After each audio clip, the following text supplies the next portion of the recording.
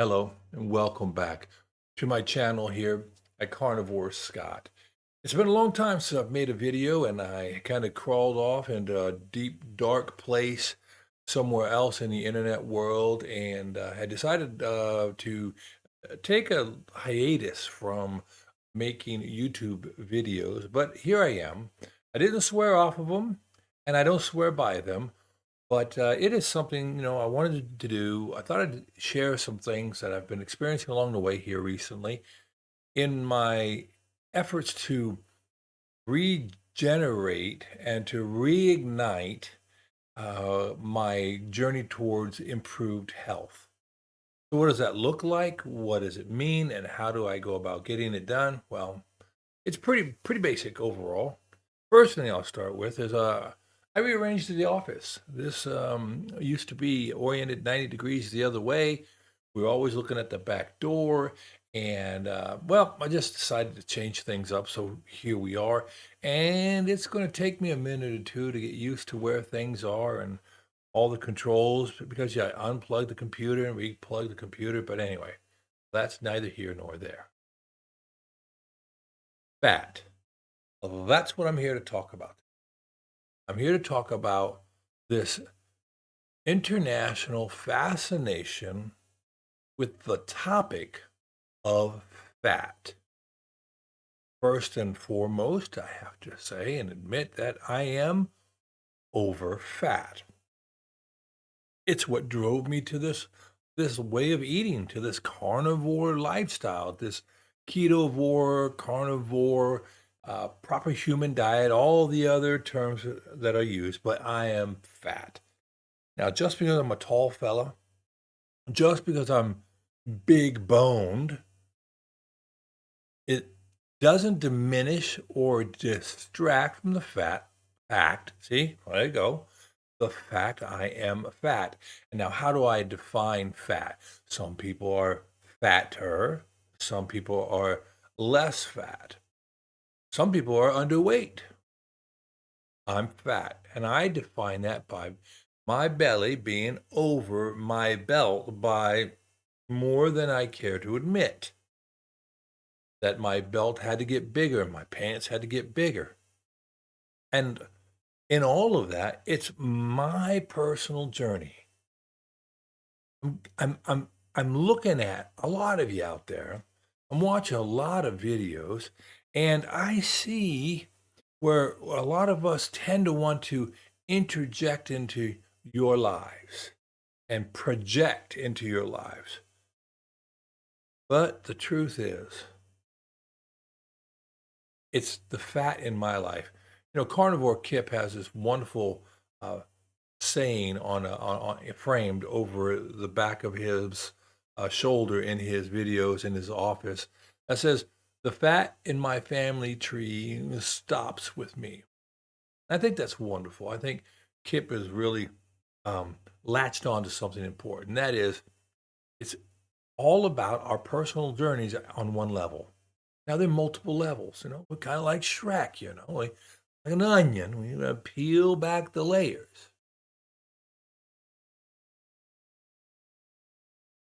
In the morning or in the evening, in those quiet times when you're in that space in your head where nobody else is interrupting you, how frequently and how often are your thoughts revolving either around food, around clothing, around social moments that are uncomfortable, right? And your appearance from your eyes, right? People tell me all the time, "Oh, you're not fat. You're a big guy. You wear it well." That's not what I feel inside. And there are a lot of other things attached to that feeling. And not a lot of them are positive. So what Kip had there about the fat in my family tree, that inward eyeball focus, that is spot on for me and really again resonates with me. I'm fat. I think we would be well served to go through a process where we can admit that and not admit it from a self-hate and loathing, but just from a clinical, absolute perspective. For those of us in this boat, fat. And and I'm fat because of a lot of reasons, but in the end, I'm fat. And I think I've hammered that home pretty well. That it's from the perspective I have. And so, what am I going to do about it? Well, contrary to common practice and what you might think, I'm eating a lot more fat. And I'm going to chronicle it as I go along over the coming days and weeks and hopefully months and the year if I can. If I can really stay engaged in it. I'm eating my fat, and I was watching Dr. Rob Cyrus, the carnivore doc, keto doc, yeah, the keto doc, right? And he was on with our friend from down under, and the doctor last night, and his name is escaping, Dr. Chafee. So Cyrus and Chafee, Southern Hemisphere, well represented here now, and they were talking about the ingestion of fat, and that maybe some carnivores are seeing a slowdown or a plateau in their weight loss because they're eating so much protein, and the body's going through all those complicated processes. But basically, in the end, the body has to do something with the protein. It converts it, and then converts it and stores it as fat. It goes through a gluconeogenesis, and then you don't need the energy. You don't need the glucose for your liver. You don't need it for your deep muscle bellies. So then it's getting converted again into a fat, and off it goes to your hips. And Dr. Rob Cyrus was saying, Cyrus is saying something to the effect, you really need to be not looking at the calorie formula, which led me to think about, don't we say calories aren't important? Doesn't Dr. Barry say, show me where your gland is that counts calories? We don't have one. We have a gland that says I have satiety, and there's a hormonal response between what goes on between the ghrelin and the fat hormones there, right?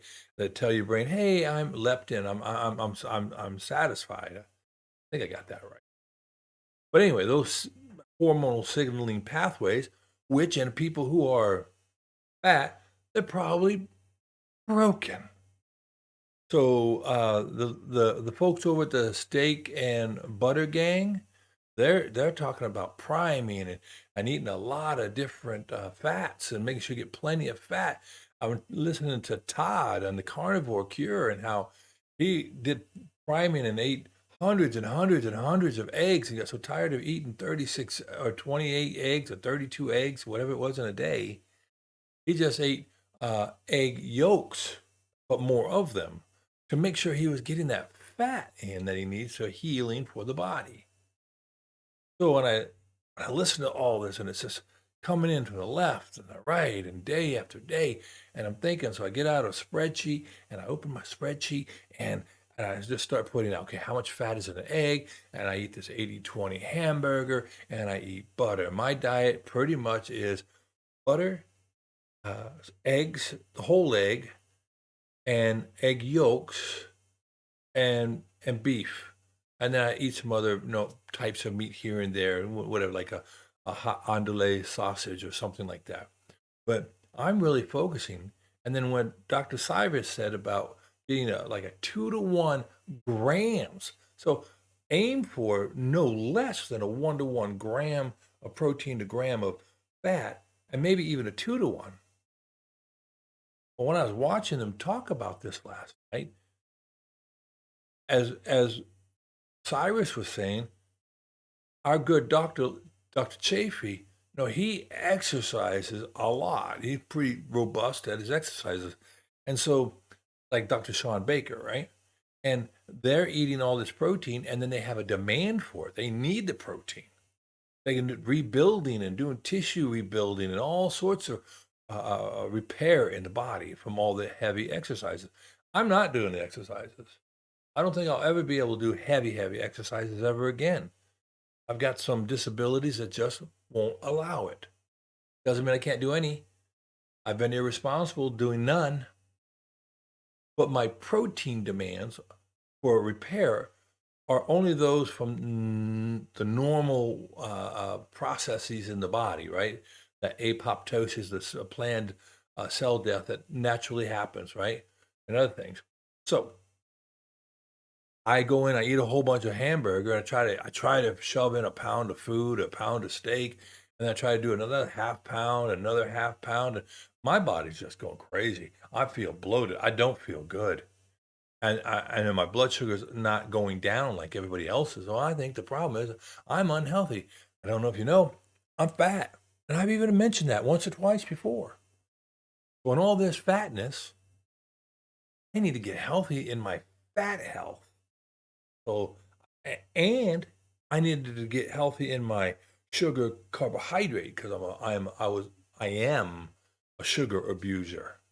Found that over the holidays as I drank the eggnog, washing down the fruit cake, the cookies. Yeah.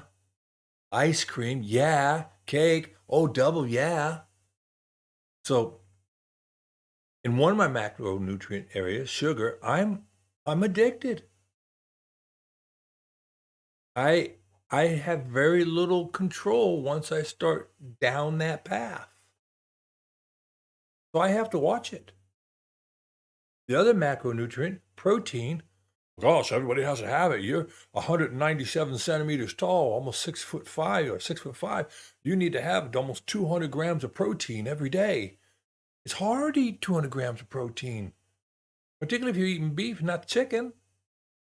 So if I'm gonna get 200 grams of beef, then I need like that 400 grams of butter, grams, not calories, right? So to make it all easier, I'm going to eat some meat when I'm hungry. I'm going to try to have like 4 ounces or so at a serving, not 16.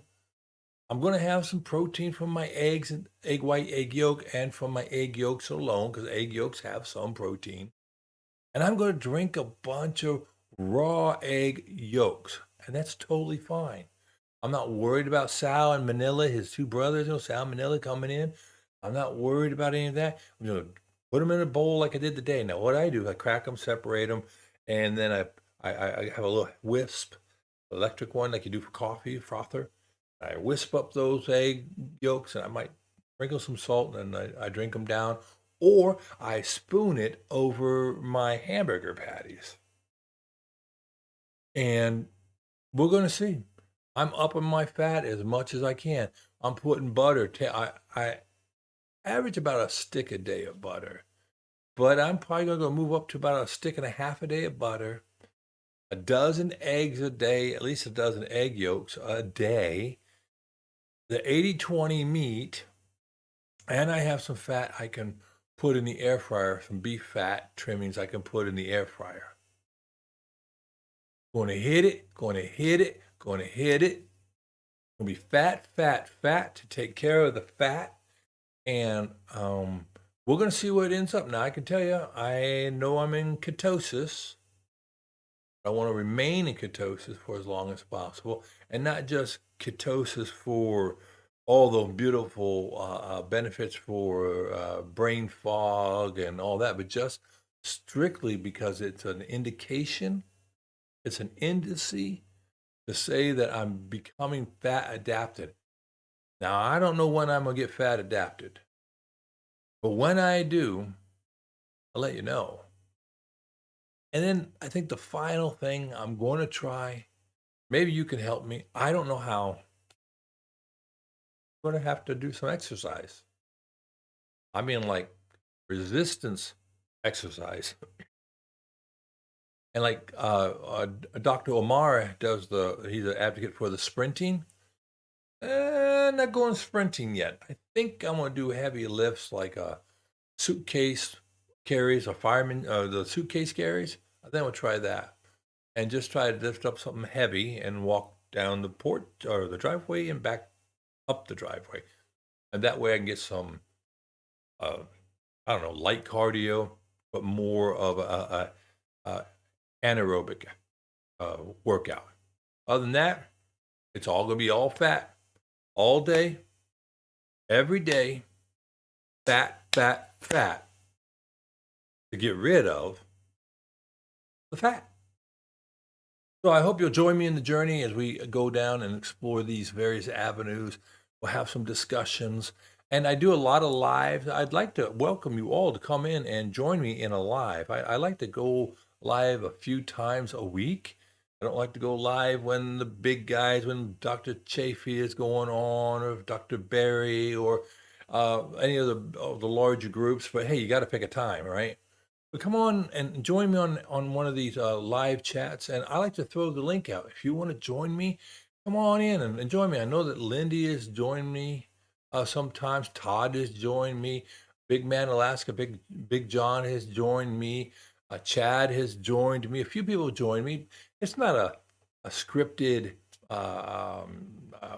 interview type of format. It's just a come as you are. You share and tell us what your non-scale victories, some of your concerns, things you have questions about.